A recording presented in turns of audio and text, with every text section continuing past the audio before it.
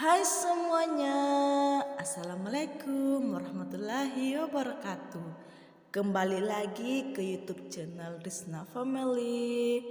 Video kali ini aku akan membahas tentang masa nifas. Tapi sebelum videonya aku share, jangan lupa subscribe, komen, like, and share. Oke? Terima kasih, tonton videonya sampai habis.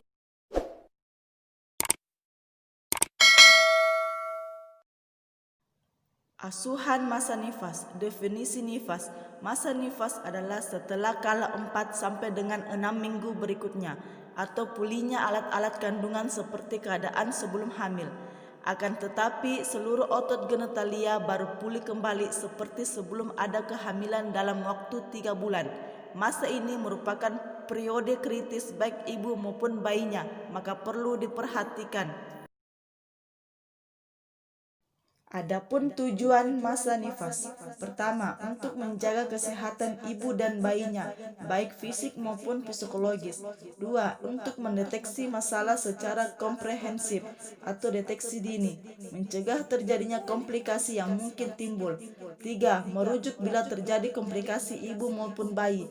Empat, memberikan pendidikan kesehatan tentang perawatan kesehatan diri sendiri, nutrisi, cara dan manfaat menyusui, pemberian imunisasi pada bayi, perawatan tali pusat dan perawatan sehari-hari. Dan 5, memberikan pelayanan keluarga berencana.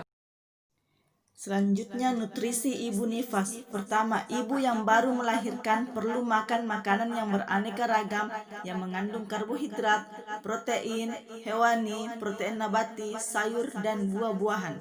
Dua, ibu menyusui pada bulan pertama kebutuhan cairan 14 gelas sehari dan 6 bulan selanjutnya 12 gelas sehari. Tujuannya, pertama, untuk membantu memulihkan kondisi fisik. Kedua, untuk meningkatkan daya tahan tubuh terhadap infeksi.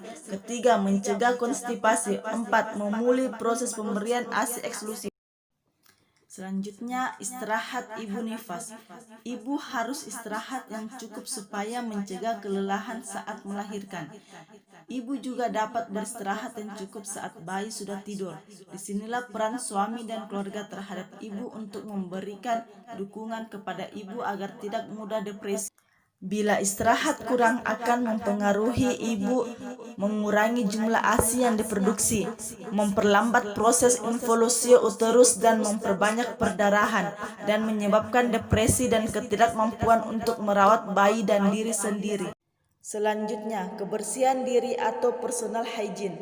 Pada ibu nifas harus menjaga kebersihan diri, yaitu mandi 2 kali sehari dan membersihkan daerah kemaluan menggunakan air hangat dan ganti pembalut sesering mungkin. Bagi ibu yang melahirkan sesar, maka harus menjaga kebersihan luka bekas operasi. Ibu nifas perlu menjaga kebersihan dirinya karena untuk mengurangi atau mencegah infeksi dan meningkatkan perasaan nyaman dan kesejahteraan pada ibu. Seksual dan KB. Pertama, untuk seksual memulai kembali berhubungan suami istri 40 hari atau 6 minggu setelah persalinan. Kedua, ber-KB. Konsultasikan terlebih dahulu kepada dokter atau bidan untuk pelayanan KB pasca persalinan. Setiap pasangan harus menentukan sendiri kapan dan bagaimana mereka ingin merencanakan tentang keluarganya. Namun bidan dapat membantu merencanakan keluarganya dengan mengajarkan kepada mereka tentang cara mencegah kehamilan yang tidak diinginkan. Meskipun beberapa metode KB mengandung risiko, penggunaan kontrasepsi tetap lebih aman, terutama bila ibu sudah haid lagi. Jika pasangan telah memilih metode KB tertentu, ada baiknya ibu kembali kontrol dalam jangka waktu 2 minggu untuk mengontrol KB-nya. Oke, selanjutnya darah masa nifas atau lohia. Ya, di sini aku akan jelaskan apa itu lohia. Lohia adalah darah nifas yang terjadi selama periode pasca persalinan. Dan adapun jenis-jenis lohia. Pertama, lohia rubra. Dua, lohia samulenta. Tiga, lohia serosa. Dan lohia alba. Selanjutnya saya akan menjelaskan pertama lohia rubra. Lohia rubra adalah darah yang berwarna cerah atau kehitaman terjadi hingga 1-3 hari setelah melahirkan. Terdiri dari sel desidua, rambut lanugo, sisa mekonium, dan sisa darah. Kedua, lohia sanguinolenta. Lohia sanguinolenta adalah darah berwarna merah kekuningan terjadi hingga 3-7 hari terdiri dari sisa darah bercampur lendir. Ketiga, apa itu lohia serosa? Lohia serosa adalah darah yang berwarna kekuningan atau kecoklatan. Ini terjadi hingga 8-14 hari setelah melahirkan. Lebih sedikit dari darah dan lebih banyak serum, juga terdiri dari leukosit dan robekan laserasi plasenta. Dan yang terakhir, lohia alba.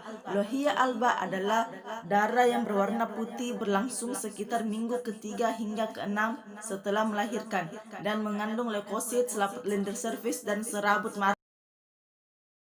Selanjutnya, kunjungan masa nifas. Kunjungan masa nifas dilakukan paling sedikit 4 kali kunjungan dan untuk menilai keadaan ibu dan bayi dan untuk mencegah, mendeteksi, dan menangani masalah-masalah yang terjadi. Kunjungan pertama 6-8 jam setelah persalinan. Adapun tujuannya untuk mencegah perdarahan masa nifas karena atonia uteri. Kedua, mendeteksi penyebab lain perdarahan serta melakukan rujukan bila perdarahan berlanjut. Ketiga, melakukan konseling pada ibu dan keluarga jika terjadi masalah. Keempat, memfasilitasi ibu untuk pemberian ASI awal. Kelima, memfasilitasi mengajarkan cara hubungan ibu dan bayi. Keenam, memastikan ibu merawat bayi dengan baik. Kunjungan kedua, 6 hari setelah persalinan. Adapun tujuannya, pertama, untuk memastikan involusi uterus berjalan normal, uterus berkontraksi baik, tinggi fundus uteri di bawah pusat, tidak ada pendarahan, lohia tidak berbau. Kedua, mendeteksi tanda-tanda demam, perdarahan, sakit kepala hebat, dan lain-lain. Ketiga, memastikan ibu mendapatkan asupan nutrisi, hidrasi, dan istirahat yang cukup. Keempat, memastikan ibu menyusui dengan baik dan tak memperlihatkan tanda-tanda penyulit. 5. Melakukan konseling KB secara mandiri. 6. Memastikan ibu untuk melakukan pemeriksaan baik ke pelayanan kesehatan terdekat. Kunjungan ketiga, 2 minggu setelah persalinan. Adapun tujuannya sama dengan tujuan dengan kunjungan kedua. Dan yang terakhir, kunjungan keempat, 6 minggu setelah persalinan. Tujuannya untuk menanyakan kepada ibu adakah masalah atau penyulit yang dialami baik ibu maupun bayinya, dan memastikan ibu untuk memilih kontrasepsi yang efektif. Selanjutnya, hal yang perlu dipantau pada masa nifas.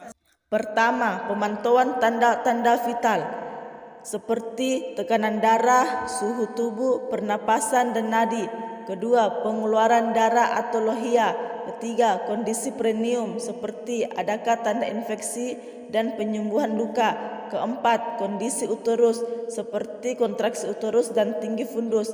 Kelima, fungsi berkemih. Keenam, fungsi saluran cerna.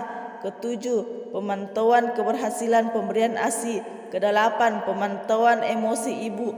Kesembilan, bagaimana dukungan yang didapatkan dari suami keluarga untuk pengasuhan. Hal yang harus dihindari pada masa nifas. Pertama, membuang ASI yang pertama keluar atau kolostrum karena sangat berguna untuk kekebalan tubuh anak. Kedua, membersihkan payudara dengan alkohol dan obat merah karena bisa terminum oleh bayi. Ketiga, mengikat perut terlalu kencang. Keempat, menempelkan daun-daunan pada kemaluan karena akan menimbulkan infeksi. Terakhir, tanda bahaya pada masa nifas. Pertama, perdarahan yang berlebihan lewat jalan lahir. Kedua, keluar cairan yang berbau dari jalan lahir. Ketiga, demam lebih 2 hari. Keempat, nyeri perut hebat. Kelima, kelelahan atau sesak nafas. Keenam, bengkak di tangan, wajah, dan tungkai. Ketujuh, sakit kepala atau pandangan kabur. Kedelapan, payudara bengkak, nyeri payudara dan luka atau perdarahan puting. 9. Ibu terlihat sedih, murung dan menangis tanpa sebab atau depresi. Oke, itulah tadi sedikit penjelasan tentang masa nifas. Jika ada kekurangannya mohon dimaafkan. Terima kasih.